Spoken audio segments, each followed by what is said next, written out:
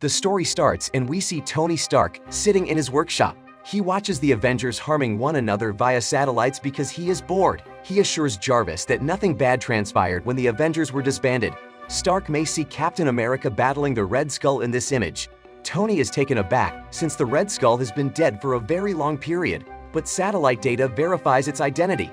Tony equips the Iron Man suit before taking off to save the Captain. Cap is currently engaged in combat with his sworn foe. The Captain is attacked by the Skull with an unidentified weapon, and the Captain vanishes in front of Tony. The Captain's shield is taken by the Skull, who then uses it to knock Iron Man to the ground. The suit's power has decreased to 20%, according to Jarvis. Modok emerges through the portal close to the Skull. The Skull claims that they are now together since he assisted him in improving his warriors. The bad guys unlock the gateway and disappear. Jarvis is instructed by Stark to initiate the Avengers procedure. The Avengers are located by Stark's drones in various locations throughout the globe, including Hawkeye in New York, Thor in Norway, and the Hulk in the desert. Sam Wilson, a newbie, is also asked to join the squad. Jarvis tells Sam when he arrives at Stark's workshop that an Armour combat vehicle has been built for him. Sam, however, opts for a Crimson Wing suit. A jet carrying Thor and Hawkeye is struck by an object while it is in the air. Assuming command, Barton orders Thor to investigate the impact. The Hulk is hanging to the aircraft as Thor opens the door. They both collapse to the earth together after being struck by Thor. Hawkeye stops the battle in front of the Avengers mansion. Tony informs his buddies at the mansion that Modok and Red Skull are cooperating and that Captain America has passed away. To defeat a fresh menace and get revenge for their friend's loss, the Avengers must band together.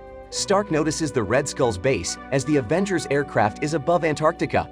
The aircraft is attacked by the base's security systems, which also launch missiles at it. The shells are destroyed by Thor and Hawkeye, but Modok soon gets in touch with Stark. Modok, who is a technopath, has the ability to command any machine. The Avengers are forced to crash into the snow when Modok blows up the jet. Soldiers of the Hydra assault the heroes. Rockets are fired at the troops as Iron Man gives the order to destroy the facility.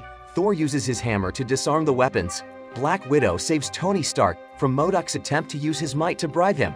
Modok teleports from the battlefield with the troops when the Red Skull informs him over the radio that the moment has come. Natasha proposes that if Stark can't find them, he could seek for a skull whose blood contains the isotopes of the super soldier serum. Tony examines the facility and discovers two signals. He launches the order and flies inside the base. Turret fire is directed against the remaining Avengers. The Red Skull and Captain America are linked by a luminous wire, which Stark discovers when he bangs on the door of Modok's lab. The Captain is let free by Tony, who then unexpectedly assaults Iron Man by raising his shield. When Stark scans Cap, he discovers that the Red Skull has transferred his mind into Steve Rogers' body. Stark is being beaten by the Red Skull until the Captain inhabiting the Skull's body intervenes to rescue him. All of the electronics in the base are turned off by Iron Man using an electromagnetic cannon. His suit also stops working. Stark urges Sam Wilson to strike Captain America when he comes. The Avengers trespass in the lab. Thor and the Hulk battle Modok. Widow and Hawkeye take on Hydra forces, and Tony controls the Avengers. The Captain and the Skull switch bodies once again as Sam activates the mind transfer device. The Red Skull orders Modok to build a force barrier around Iron Man after having a change of heart. Stark's armor falls off and the Skull dons it. The field is eventually breached by the Hulk, but the Modok and Skull teleport away. As the Avengers are being pulled out of the base of Stark's cranium, a hole is created in the earth and Stark loses consciousness. Tony Stark is being carried by Captain America. Sam checks Tony and declares that he urgently needs assistance since the Red Skull's theft of his suit and arc reactor led him to continue living. Black Widow asserts that she has transportation, whereas the Hulk claims that the jet is broken. Nadish's flying vehicle is crammed with the Avengers, and Tony requests to be driven to his workshop. The Captain asks Thor to build an air tube so they can fly more quickly. Tony becomes unconscious. Stark is brought home by the Avengers, and Sam revives Tony by connecting him to the batteries.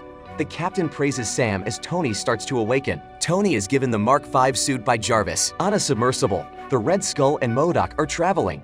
Although the Skull claims that the Iron Man armor renders him eternal, their scheme is still ongoing.